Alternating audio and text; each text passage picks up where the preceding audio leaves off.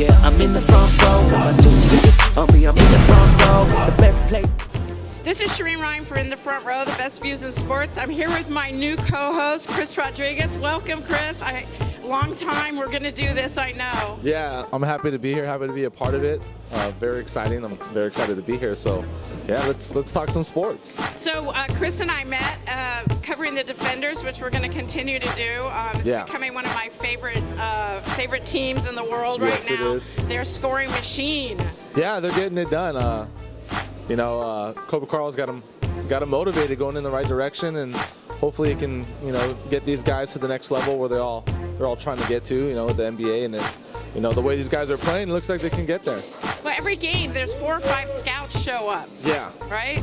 So I wasn't used to that last season. That wasn't happening. But every time I show up, there's 4 or 5 scouts there. Yeah, and with the new addition of Zubac getting time down there, it's really helping guys like Vander Blue get the eyes on them that they deserve, because guys like Vander can really play and I think can do well in the NBA. He's a scoring machine, and I think Zubac kind of helps him get those eyes. So that's pretty cool. So Zubats. So it's Ivica, with a TS. Zubats. Everybody, Ivica, Zubats. So Zubats got a double-double in their game against Northern Arizona Suns. Last week, but last night they played the Vipers, and their only loss, they're 5-1. Their only loss is to the Vipers, and then they went into Rio Grande in Texas, and they really were ahead most of the game. And Josh is #1 in assists in the league. Yes. Vander in points, and David Foster in blocks. So the team is David Foster might be the tallest man on earth. 7'3". Oh my God. He's freakishly tall. Yeah, and on defense it's good because he has a presence, but he doesn't play as much because Zubats. Zubats is in, but I love watching Zubats. I think the defense he needs to work on, but the offense he has down. Yeah, I feel like through his progression, he can end up being maybe not quite as good, but somewhere near a Marc Gasol. Yeah. Marc Gasol is really good on defense. He's always won the Defensive Player of the Year, but that soft touch he has on his shot, the way he's able to, get physical in the post, I think that's something Zubac can really grow into. And to be a Marc Gasol, it's going to take a lot of big strides, and I think he can do it. Yeah, well, he can shoot a layup. He can slam a dunk home. Yeah. He can shoot a jumper, and he can get a 3-point shot. So I see why Mitch Kupchak was in love with him. The defense, the strong to the basket thing. He doesn't have that Clipper mentality yet, but we gotta get him there. But this is great experience for him, and it streams live on Facebook, and I saw a lot of people asking for him and stuff. Which brings us to the Lakers. Yes. So what's the Lakers been up to lately? They're not 50-50, but this is something the fans are going to have to get used to. This season is going to be a complete roller coaster. You're going to feel the highs when they're up. You're going to feel the lows when they're low. And this stretch of games, these six games, they're about to wrap it up with Atlanta.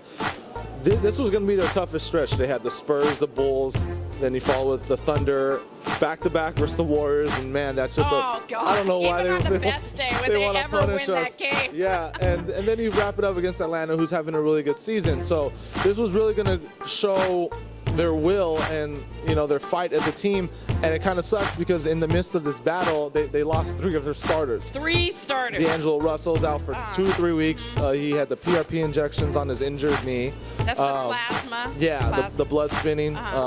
Then he had Julius Randle go down with a hip pointer. And those are always scary because anytime you have anything to your back or to your hip, to your knee, those are, those take a lot of punishment, especially your hips. Because, Randall's a very physical guy in the post. Right, exactly. And now you have Nick Young, who was a diamond in the rough, I guess, for the season, right? He pulled out that win against the Thunder. I mean, that was the most exciting thing. The steal scene. Thank you for that. Yeah. I was so happy about that. The steal scene around the world, right? He took the ball from his own teammate. He stole it. The ball was coming to him. What was he supposed to do? Not catch it? The ball was going to Lou Williams, and I think he just kind of jumped in his passing lane. But I think he made a mistake running past the ball, and then he had the ball in his hands. But he probably shouldn't have made that run. The best mistake in that play was on the referees for not calling his travel, because Nick Young caught the ball, took 4 steps. They never call travel. They don't ever. And that was nothing compared to some people who take 6 steps on the way to I've seen James Harden take 6 steps crossing the half-court line to take a 3 without dribbling. I'm like, how did that just happen? But you know what's funny about that is Zubac got called for traveling in the Defender game, and Zubac said, "I did not travel." yeah, I took my 3 barely steps. traveled. I took my 3, not 2, my 3. 3, The 4 NBA, is the maybe players 5 get is their 3. traveling. Yeah. You get your little half step, then 2 more. That's usually how it goes now. But yeah, like we're saying about Nick Young, he's been the diamond in the rough. He's been playing well.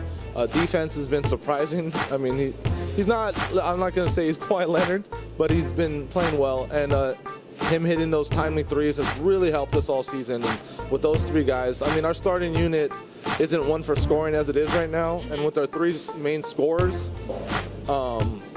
that's really going to hurt us. Well, we missed him last night because last night we played Golden State again. Yeah. But we didn't lose by 40 points.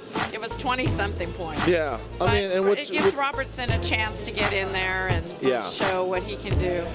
Yeah, and it's something we expected. So I think with Atlanta, they don't have close to the firing power as the Warriors or some of these other teams we've played.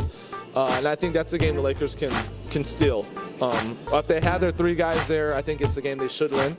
But since they're missing these 3 guys, I still think it's a game they can steal. I really do.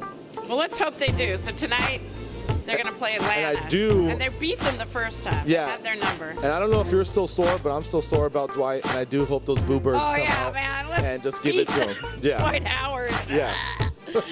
Boy, did he screw up our whole situation. But well, yeah, we can go into this. On and on. Yeah, it started with the Chris Paul trade being rescinded, but yeah. Yeah, I mean, everything always goes back to oh, that. man.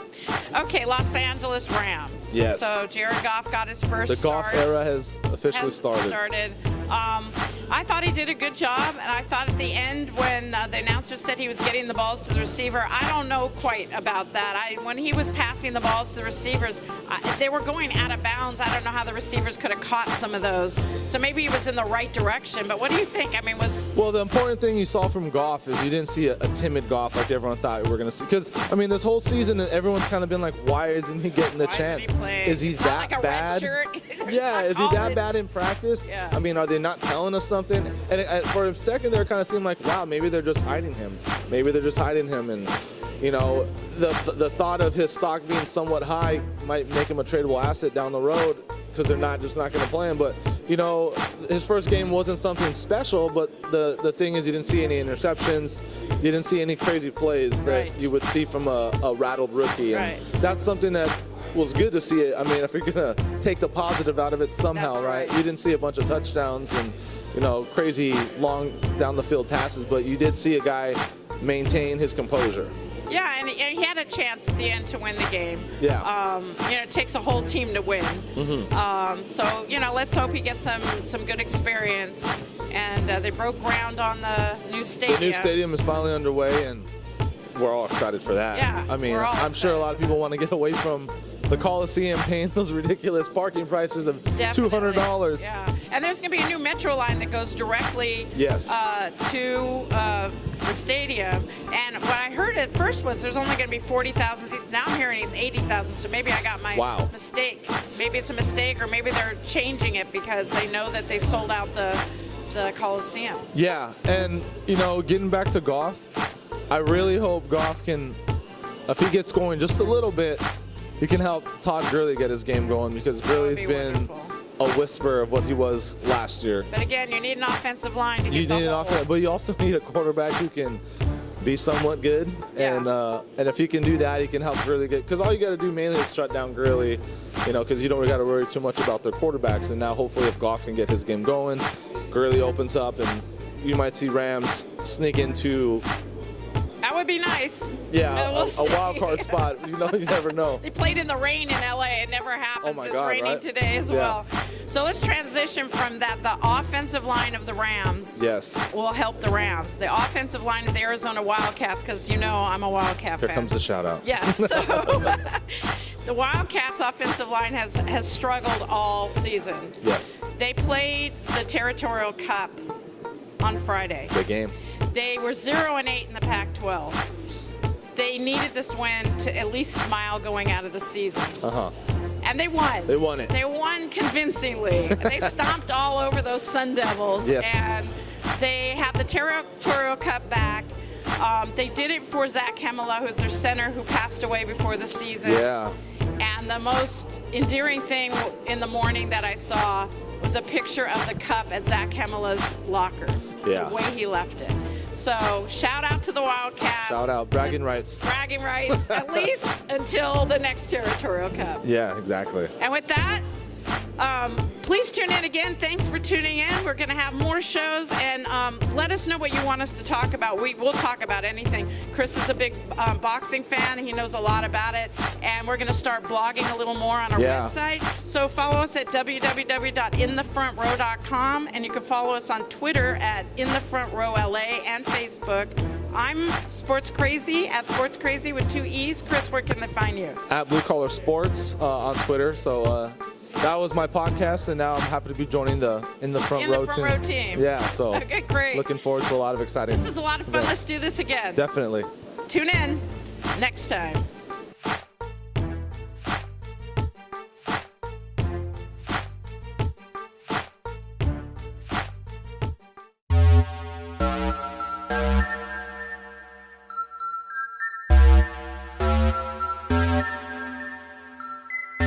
If you wanna find me, yeah, I'm in the front row. Got my 2 tickets on me, I'm in the front row. It's the best place to be, I'm in the front row. Best place to be, yeah. If you wanna find me, yo, I'm in the front row. Got my 2 tickets on me, I'm in the front row. It's the best place to be, I'm in the front row. So what's colder than ice and even hotter than a flame? I be in the front row, chilling at a ball game. Yeah, you know what they say when you